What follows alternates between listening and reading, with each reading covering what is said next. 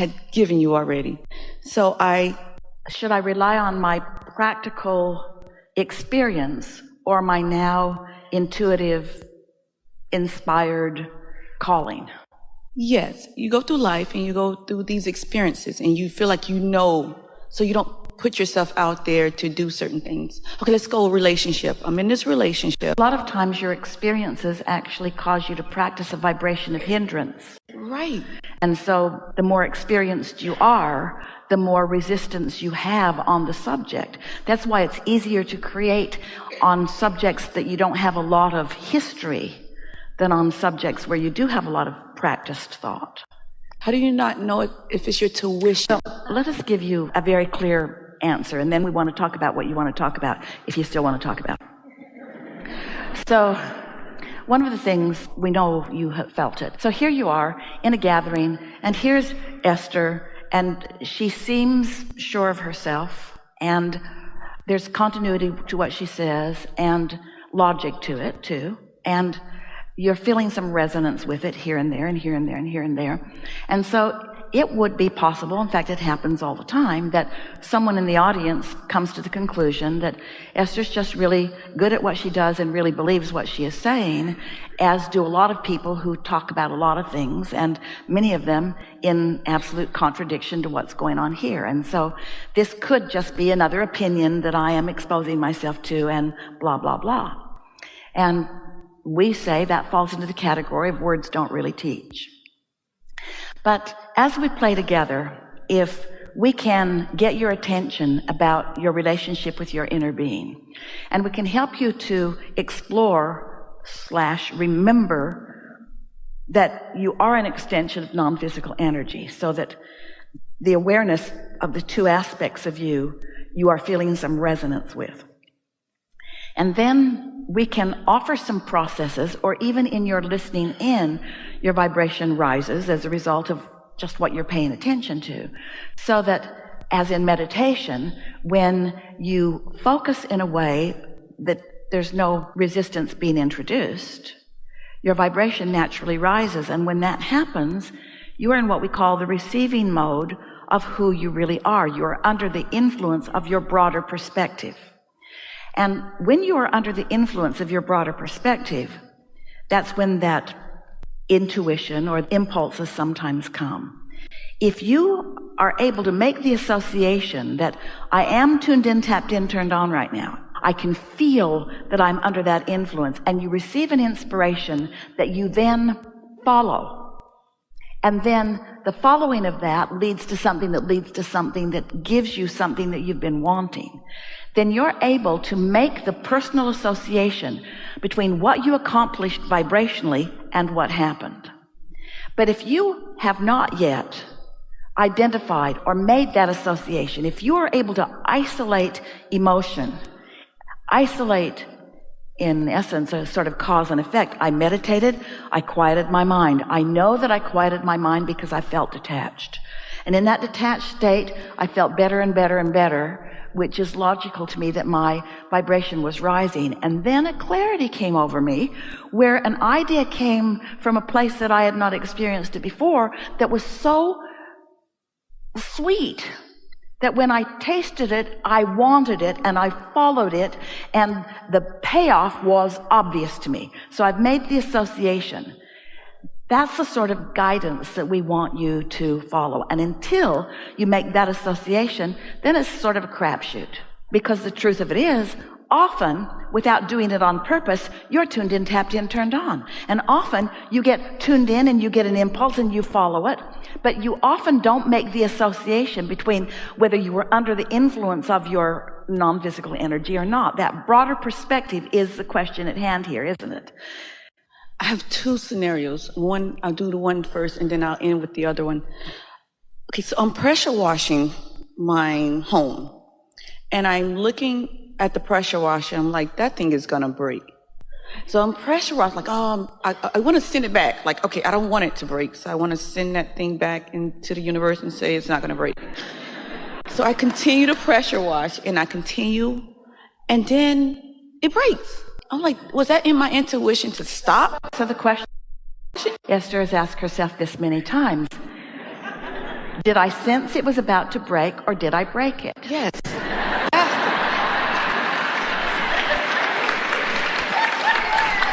But once again, the answer is the same. It doesn't matter. It doesn't matter whether I sensed it and then pushed against in that way, or whether my pushing against is what broke it. The important thing is, what do I do now?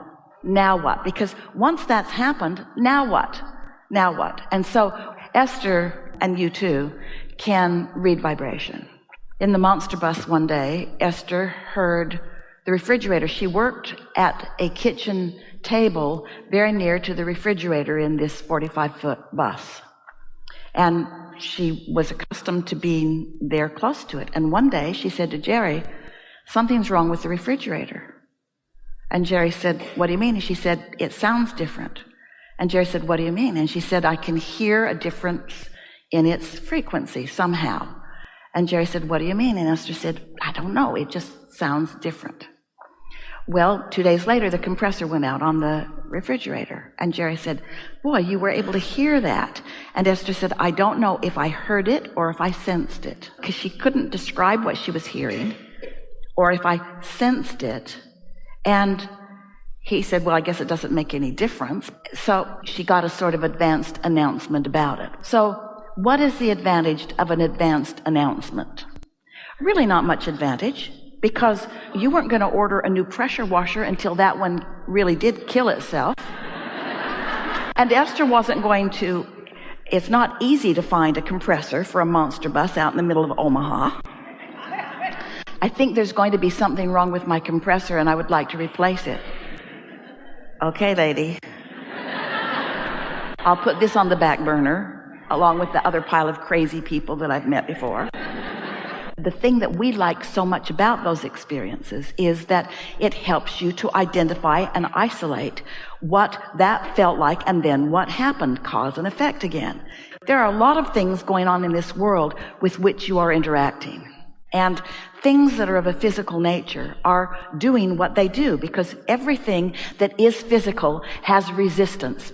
If there were not resistance, you couldn't even harness electricity. The thing that makes you able to use your electricity is that you are able to put some resistance on it so that you can utilize it and measure how much of it you are letting through, yes? And so resistance is part of the balance of physicality. It's a good thing, it's not a bad thing. So understanding that there is resistance in all things, and then learning from your own ability to decipher it, what it means, and then noting the relationship, that's really what we're teaching here. But instead of teaching you to listen for your compressor on your refrigerator or listen for the compressor on the pressure washer, we're asking you to listen to your emotions, which are a much more subtle reading of energies. And if you are always releasing your own resistance whenever you feel it, the pressure washer in you will never blow up if you're tending to it on a sort of moment by moment basis. What happens with humans, that's you all, is that you do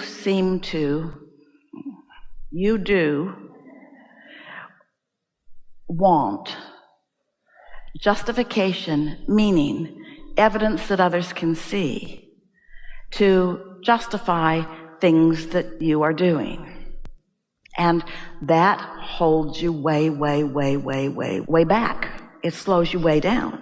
If you could just acknowledge that I feel things out ahead of time that most don't feel. And in the same way that I feel it with things like that, I can feel it with emotions too, which means I can do something about maintaining my balance before it gets to the point that the balance cannot be maintained. Yes? Yes. Leading me to my last question. That was great. So I meet my new friend in the parking lot who's been studying you for years. So last Sunday, I got this energy to go to Tesla and test drive because it's one of my to-do lists and my goal list. And I'm like, I'm just going to go and I'm going to test drive. So I go there and I meet the manager, who's a super guy. And he's talking. He was like, "What brings you here?" I said, "Oh, my energy just told me to come." So I get there, and he's like, "Oh, good, because I believe in energy, and I'm back and forth." We had a nice conversation. I was like, "Oh, have you ever heard of Abraham Hicks?" He was like, "No, I never heard of her." And I was like, "Oh, well, let me tell you about her and YouTube her." So by the time I did my test drive and came back, he was like, "Oh my gosh, she's awesome." He was like all over her. I swear that's the reason why I'm sitting in this chair right now, because I introduced him. I followed my energy, introduced him to the teaching, and it manifests back to me sitting here. That's possible? Well, the reason that you're sitting here is because you have strong desires and you're in a very good proximity of those desires manifesting. You are in this invincible place where you can be or do or have anything that you choose. And so what we want you to hear is that it is only the limits that you place. What you choose can be as big as you can believe it to be. But this is what we mean by identifying and isolating emotions and then noticing the results of them. So you're doing exactly what we're talking about doing. You're not just sitting somewhere in the audience and watching someone who seems to have a strong conviction and then walking around and trying to mimic some of the things that you've heard. Instead, you are feeling the resonance of it and identifying that resonance within you and focusing on it until it becomes stronger, and then following the impulse of that, and in following the impulse of it, then feeling the growth or expansion of it, and then understanding through that personal experience that you do create your own reality. You do create your own reality. The thing that we want to really pile on top of that is, while you are creating your own reality, you have resources that would blow your mind of non-physical energies that are in on you creating your own reality.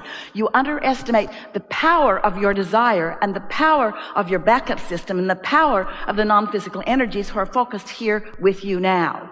And so this conversation is just because you have been asking for this little nudge that you want, and some would say need, we would say want. Get out ahead of it and dream bigger and watch what happens.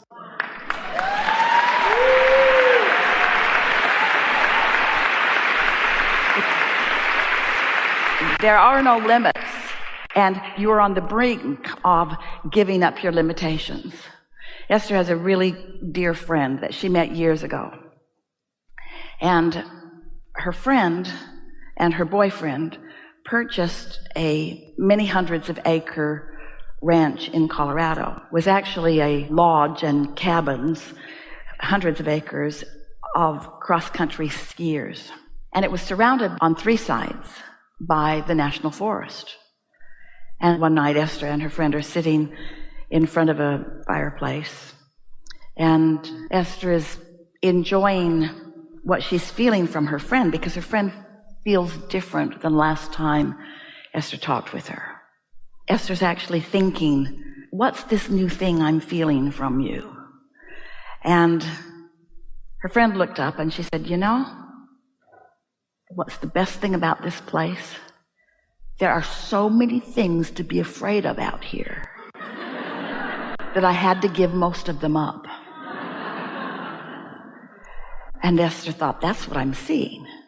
She just didn't have time to keep all of her fears activated because there were just so many of them that it just became sort of ridiculous. And that's what's happening globally to all of you. There is so much contrast that is going on that you're reaching this sort of culmination place where you are no longer willing to sweat all of the small stuff because there's just too much small stuff to sweat.